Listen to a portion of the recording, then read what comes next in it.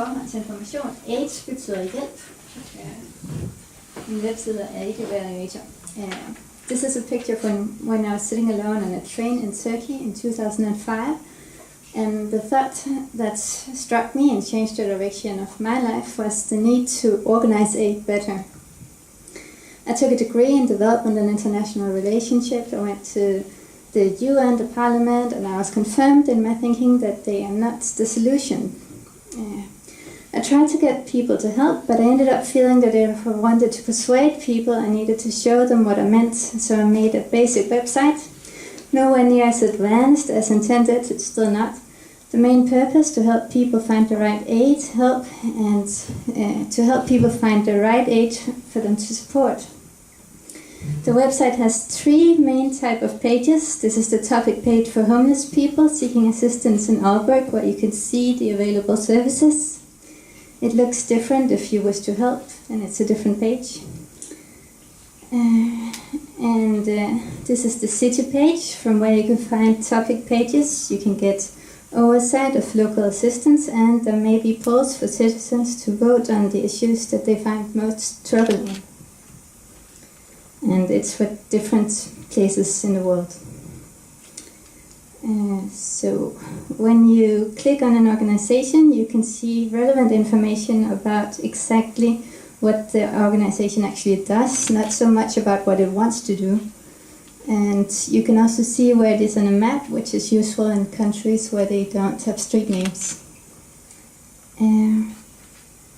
So it's easy to agree that aid could be delivered more efficiently. What may be harder for many to admit is that we all have an individual responsibility for this. No institutions can gather as much data as local volunteers will be able to do together. So I think can't all do it. So we need individually to be more on top of what it takes to make efficient and sustainable aid projects.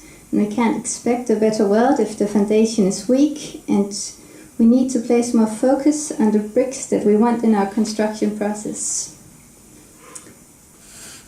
I sponsor a kid in the SOS. I have volunteered many years for the Red Cross, and I love the Enough project. Yet I dislike how people choose what to support based on ads from the media, what friends support on Facebook, and what just happened to cross their path. We must pay more attention to what we support and what we ignore. So you have to do the math, which is impossible because you lack the data and you don't know who to trust. That's why I implore you all to help me find the data so that aid can be improved for those who need it the most. And who need help the most?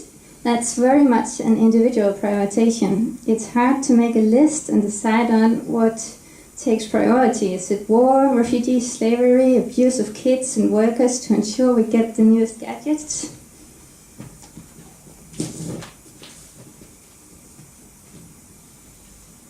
At least think about what touches you the most. Can it be slaughter of innocent animals, poverty, severe abuse of immigrants or children, sexual abuse, or how about being mentally stuck in your own nightmare? Many options, a lot to think about. And then there are all the other aspects that could take priority. For how are we to stop fighting over basic necessities if there isn't enough water to sustain us all? What about the islands that are melting? What about the disaster that can hit us all? What about the gases that could be released and kill us all if we continue on a pattern of pollution? So, quite a lot of reasons to be depressed. However, I propose trying to make a difference. An aid evaluator will try to give you the options to find the help you need, to be able to find the help your neighbor needs, and to see what help may be lacking and to support the projects that live up to your personal priorities. So, we ask a lot of information, but you can also find a lot of information. You disagree, you have to think about it. If you sign up to be responsible for your local area, then you will enter the names of the organization that help, and help organizations fill out their personal profile pages that they can update themselves. it's kind of sustainable. And that's a picture of my mother who I put to work on it. And I ask that you do let the rhetoric get to you, and I think it's true that there is corruption and ineffective organizations. But it's also true that you matter and you can help filter out what works from what doesn't work well. And organizations will behave better if people care more about what they do. And small organizations will have a greater chance of being good or to get equal access with big organizations. So it will be impossible without a whole lot of drops from this magnificent ocean, but everyone with just the slightest computer skills can help.